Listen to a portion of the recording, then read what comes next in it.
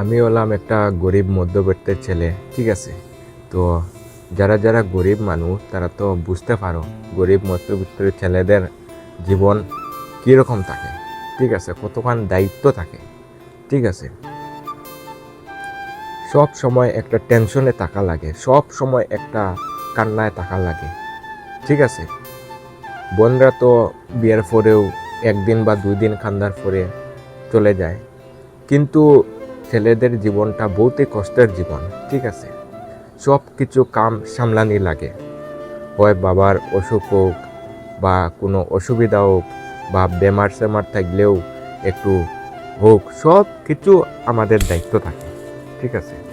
ও গাড়ির কিস্তি দিতে, ঠিক আছে, ও ফাইন্যান্সের কিস্তি দিতে, ঠিক আছে, সব কিছু দায়িত্ব করা লাগে, সব কিছু বোঝা লাগে, বহুত কষ্টগুলা থাকে, ঠিক আছে। যারা যারা গরিব মধ্যবিত্ত পরিবারের ছেলেরা, ঠিক আছে, সব কিছু তোমাদের দায়িত্ব, ঠিক আছে।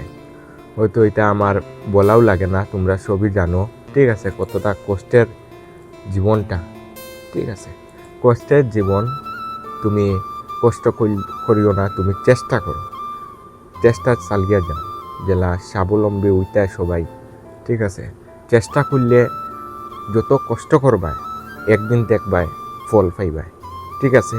এখন থেকে আমিও চেষ্টা চালাইমু, ঠিক আছে। যত কষ্ট করছি আরও কষ্ট করতাম যেন আগে বাড়িতে পারি, ঠিক আছে। তো আমাদের সাথে রইবা, আমার সাথে রইবা, আমিও আপনাদের সাথে থাকি, ঠিক আছে। তো আপনারা তো জানো, ঠিক আছে, কতক্ষণ কষ্টের জীবন যাপন করে গেছে, ঠিক আছে। খামো গেলে না তো উপাস মরি যেতে, আর কোনো লাইন নাই বাসার, ঠিক আছে।